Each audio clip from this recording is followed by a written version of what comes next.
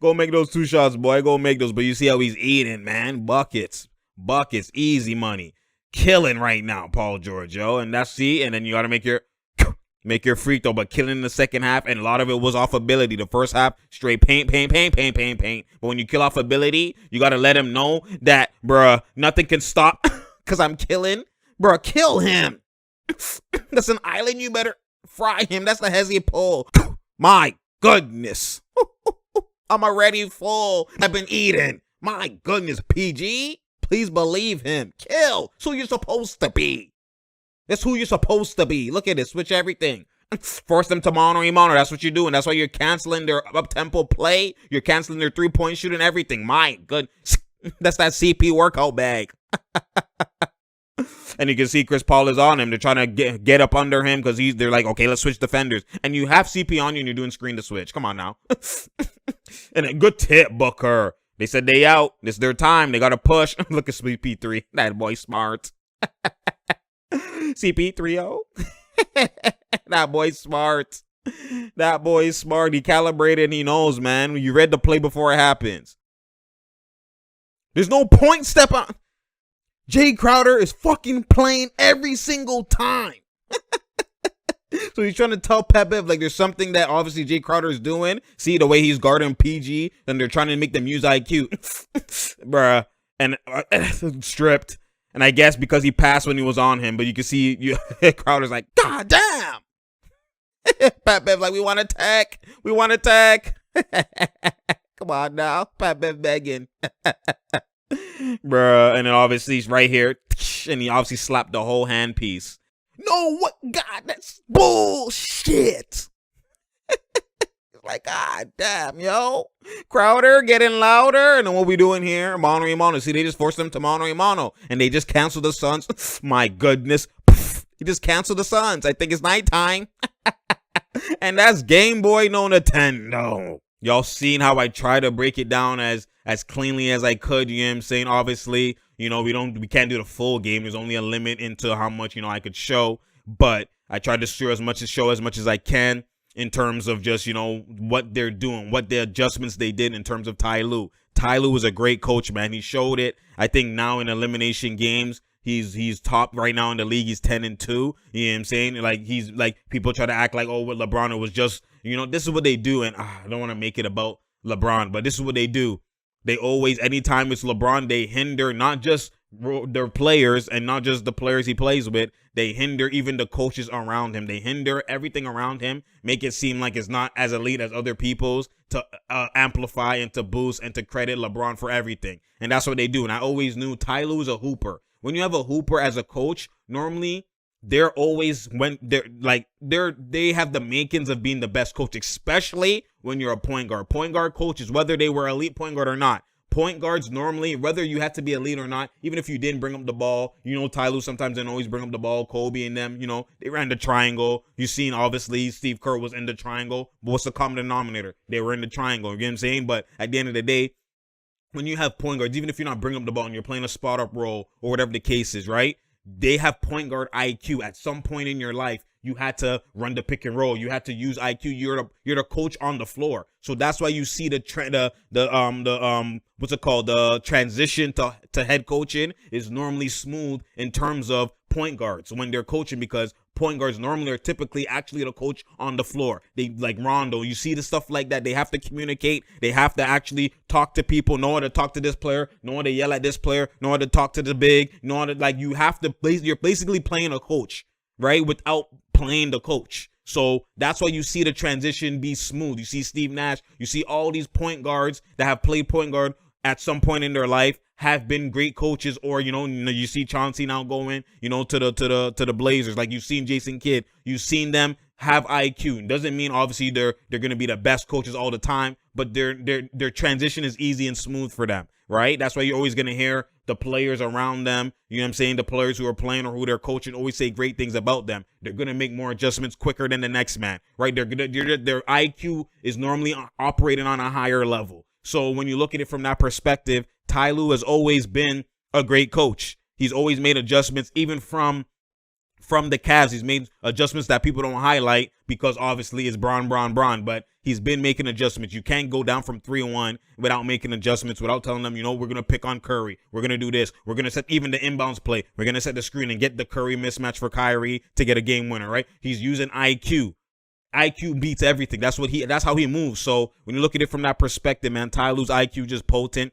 Every adjustment I say, okay, he's probably going to do this. He's probably going to do this because just IQ. It's just IQ is IQ. What does he do the next? That's why people are like, oh my God, I feel like Ty Lue's watching your videos. He's probably not. It's just IQ is IQ. Whether it's me or whoever the case is saying it, there's the game and the footage tells you what needs to be done. If you just have IQ, you just have to have a trained eye to know what is the solution. This is what's working. Okay, this is a way to cancel that. We could do this and we could do this. There's multiple ways to cancel a lot of things, but you have to, whatever way you pick, you have to be disciplined. You have to be on a string. You have to have IQ and be attentive to detail to actually apply it, that game plan, for it to actually work. What happens a lot of the times is coaches do have an IQ way of canceling or countering, a chess move or something that has been killing them. They have a counter to do that, but what happens is players aren't sometimes attentive to detail, or the coach doesn't actually, they just be like, that was cap, that's one game, we're going to allow it, and then the next game it happens again, right? Stuff like that. So there, you have to be on a string from a coaching staff. You have to be on a string from the players on the court. You have to be on a string at all times. And that's what I've been saying with the Clippers. It's funny and it's ironic that this has been their best defense they've actually played in any series. There's been times and been moments they played great defense with Kawhi, but they've never just completely shut down a team that's been a high scoring team to 78 points, 80 points, low tier scoring. That's what they've been doing. Even with games where Booker, like this game, is playing pretty good, and Chris Paul, they're okay efficiency. They're not elite efficiency, but they're okay efficiency. Like, they didn't suss the runs, but the role players, like, they cancel certain parts of the up-tempo play in certain parts of their offense that actually now cancels and hinders Phoenix and forces them to something they don't normally always do, which is a lot of one-on-one. Booker has the ability to do it, but he hasn't been comfortable in just one-on-one OD like that this season, because Chris Paul has been integrated and Ayton has been obviously stepped up his game, and they have a dynamic where Chris Paul runs P&R with Ayton.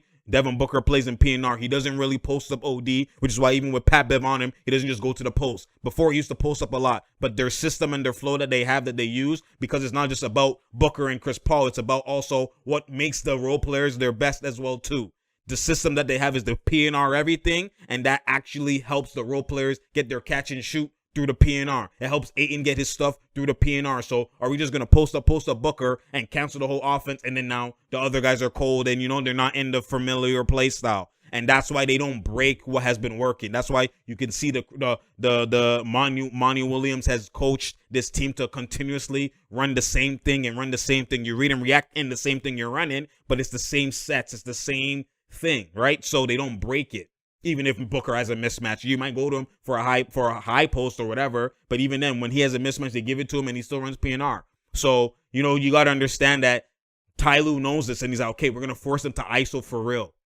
And then that's what's uncomfortable for them. So it's not that Booker can't do it, but it's uncomfortable for them. So when you now throw them off their comfortability, that's when you now see missed field goals. Not only that, one-on-one, you get in his grill, be more physical, right? It's the same thing PJ Tucker was trying to do to KD. You be more physical. You try and throw them off them being comfortable. Pat Bev has been more physical. Pat Bev has been so valuable. He's been like the Draymond of this series, right? Because whoever he's been guarding, Chris Paul, whoever, he's been so, making them uncomfortable, getting in their grill, creating havoc that now, it's been throwing them off offensively. And not only that, it's been canceling a lot of their P&R. So he's been doing things like this. You know what I mean? He's been pushing the right buttons in terms of Ty Lue, right? Before other series, Pat Bev couldn't be played. Other series, Rondo got sparingly minutes. But Rondo is not useful when Reggie Jackson is frying like this. Remember that when people said, oh my God, the Clippers, they need a playmaker. And look at, they got to the conference finals without the playmaker playing. What does that tell you? I said Rondo's going to be crucial, whatever the case is, but I always have told y'all, Rondo is going to look like all these playmakers, whatever playmaker, pure playmaker you get for this team.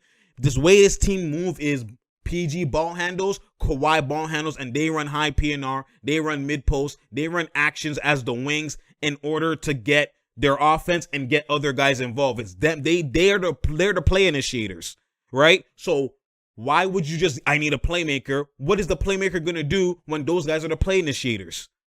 This is how they play in their offense. So it's canceled, right? You get what I'm saying? Like the playmaker, like, oh my God, they need playmaking. I'm like, dog, it's like mans don't read the game and read what's actually happening. It's just they see, oh, they've been struggling passing, they need a playmaker. You can't just say things in a general point without assessing what's actually at hand. Everything that's at hand in this system, in this, you know what I mean? Yes, obviously if passing has looked fugazi and there hasn't been that much assist, it looks like they need a playmaker. That's people that say that and everyone ran with it. And I was saying that's cap. I've always told you, go to the past videos. I've told y'all that shit is cap. That is cap. They don't need no damn playmaker. They just need to get better with their actions, get better in how they move, give more actions and more mobility and more different looks for PG because that's what he wants. That's when he feels comfortable with his rhythm. He shouldn't have to do that, right? But for him, that's how he feels comfortable with rhythm, and there's a truth to it, right? And that's what I was saying. You give him more comfortability, more rhythm, more ball handling duty, so he has his bag instead of just being like a role player, running off screens and pin downs. You know what I'm saying? And that's what he was doing. That's been the adjustment. And so why would you need a playmaking guy who can't really shoot and you're going to force him to play in his weakness because those guys are playmaking in this offense and they're the ones who are running the show? That's why Reggie Jackson, just all he needed to do was step up his game. He also got more rhythm. They gave him more ball handling duties as a scorer, that now he got more rhythm. He's played a bit different than last year. The problem was when they had Lou Will there, that now Lou Will becomes a third guy, that now it's like, okay, Lou Will, you run your PNR, you do ball handling. So Reggie is just clearly spotting up completely. But now Reggie now is starting. Reggie now is, you know what I mean? They ship Lou Will. And what happens is now the hierarchy elevates for certain players. And that's what I was saying. You could see there was a redundant type of roles that they canceled each other. They clashed. Not that their play style necessarily clashed, but the role that they're best in clashed, right? Reggie Jackson's best role, you've seen this with the Thunder, was not even if he's not starting point guard. He comes off the bench and he would be that point guard guy. He will be the six-man type of guy to get buckets and score, but he's ball handling. He has his rhythm and he can still spot up. That same type of role is what he's playing now with the Clippers in a starting role.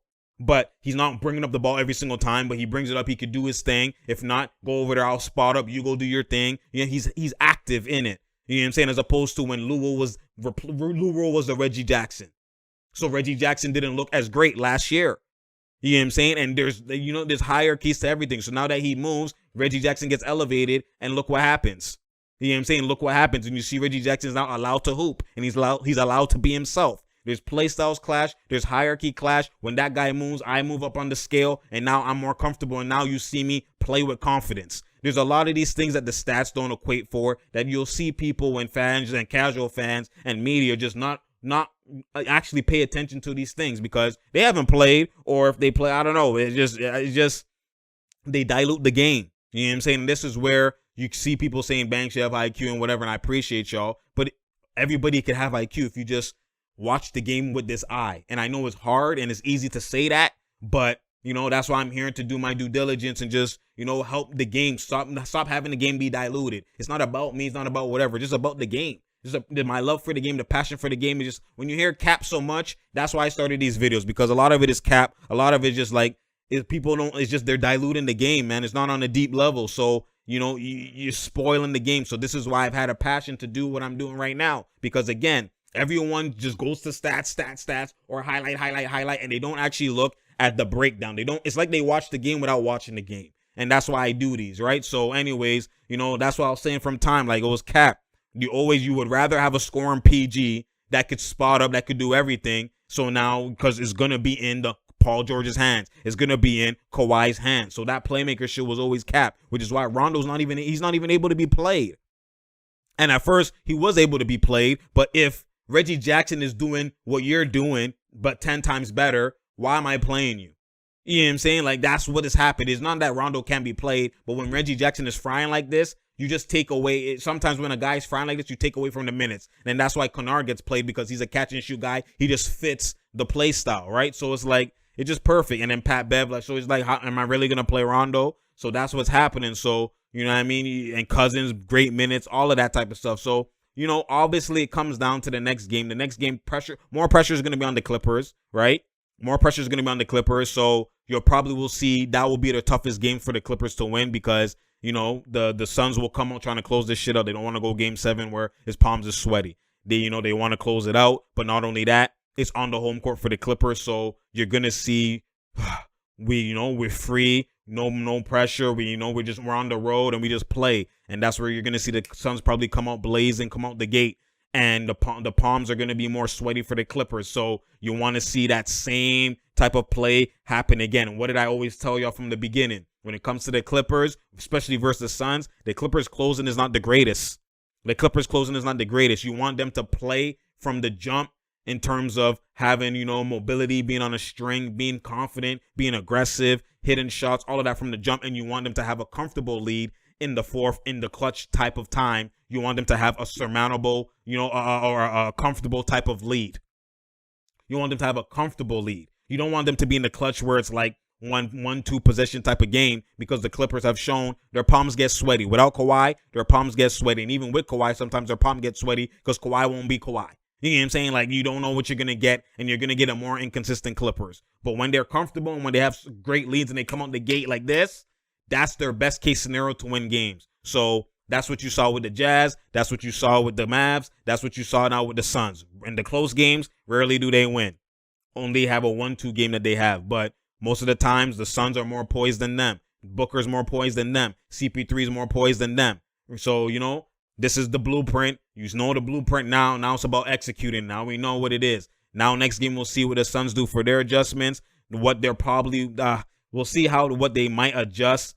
I think that they should probably put Booker in more post-up scenarios and more one-on-one off the block scenarios and break away from their PNR at times when they're forced to break away from it. But I don't expect Mans to do that mid-series. So what they're probably going to do is they're going to probably increase their tempo. That's the way to cancel the half court. When you're stuck in half court and your PNR ain't working, what they're going to do is anytime they get a rebound, push. They're probably going to try and go downhill. So that now you get your PNR and mans aren't communicating. Mans are in semi-transition. They're running back. You push. You get cross matches. You get bad matchups for you in terms of having the wrong guys guarding the wrong guys. Then now you're doing PNR in the top half of the offense and everything just fast. And that's when you're going to get more shots. You're going to get bad rotations on defense from the other guys, not on string, less communication. That's what you do by keeping the tempo fast, right? You keep the tempo fast and you keep mans are always on their heels, and you have to move quick. You miss a shot, you can't just jog back and be like, okay, you got to communicate quick. Everything, you know what I mean? Everything is in chaos, fast-paced movement, so the chances of mistakes are increased, right? The probability of mistakes are definitely increased and accelerated. So that's what the Suns are probably going to do to counter that. You're probably going to see Monty increase the pace. It's the same thing the Clippers do. These teams are more so similar. A lot of PNR, you know what I'm saying? They're similar in a lot of aspects, but the difference is the Clippers go to their post. They go to their one-on-one guys as opposed to the Suns don't break away from the PNR. So we'll see how that transpires. At this point is game 6. You already know what's happening on both ends. Now it's about the execution. So we'll see. Like I said, it's not over. I told y'all, man, it's not over. All they have to do is be smart. There's a solution to everything. That's why the head of the snake is Ty Lue. Doesn't get too high, doesn't get too low. So when you have a great head of the snake like that, you also have Kawhi probably talking to them like that. You already know that, PG stepped up. That was the main thing. PG stepping up. If he doesn't step up, they lose this game regardless. So PG has to be that guy. 41 playoff career high. Needed it at the right time. You know why. So that's the thing. You just got to be elite. You got to be, show his talent is superstar level with PG. It's just his mental game is not of the superstar level. It wavers too much. Sometimes, his palms are sweaty. Sometimes he's looking like the superstar. His talent is of those ilks. It's a top 10, top 5, top 7, whatever. It's top 10 talent. His talent, his ability. It is. You know what I'm saying? You've seen that graphic with him, MJ, Kobe, KD. You know what I'm saying? Like his ability is of the ilk. It's the mentality is not of their level. It's not. It's actually far from. So that's why it's like it's hard to change someone's mentality and have them get better like that. It's hard. It's himself. He's literally the death of himself, right? He self-sabotages himself in his mental game. And that's why those guys of those ilks are really different, because their mental is this high and their skill is this high. And that's the difference, man. It's always like this game is 80%, 90% mental, man. That's what it is. So we'll see how it comes down to in the next game. They're home, so that will be Wednesday, and you already know what elite looks like, man. At the end of the day, so you already know what the game plan is. Y'all know what it's supposed to be, and we just got to see how they move. So it's True Talks, because True Talks, you already know. share, like, and subscribe. We out here. There's no doubt here and there's no drought here. You feel me? I appreciate y'all. Thank you for coming for that IQ, because that's what I do. Spread the word, man. You already know, man. Bro, we out here, man. I appreciate y'all. Like I always said, again, click the link below if you want to donate for one time to the PayPal. You know what I'm saying? You can click that for a one-time type of donation. And if you want to set it and forget it to the Patreon link, you can click that below. And for as little as $2 a month, you can help donate to your boy. Or you could donate more if you want to, but you could donate and that will be monthly and help support your boy. You know, you already know this is the cause. This is what we doing out here. Man, at the end of the day, I appreciate y'all regardless. You know what I mean? Keep supporting your boy. And if you can't help donate, at least do your due diligence. Help your boy. At least get to 5K by the end of this finals. You know what I'm saying? Support your boy by spreading the word, sharing, liking, subscribing, doing all of that. You already know what time it is, man. We out here. Like I said, there's no doubt here. There's no drought here. And don't forget, click that notification button so you know when I'm here. Because I'm here. You feel me? That's what I'm talking about, boy. You already know. And I'm out, man.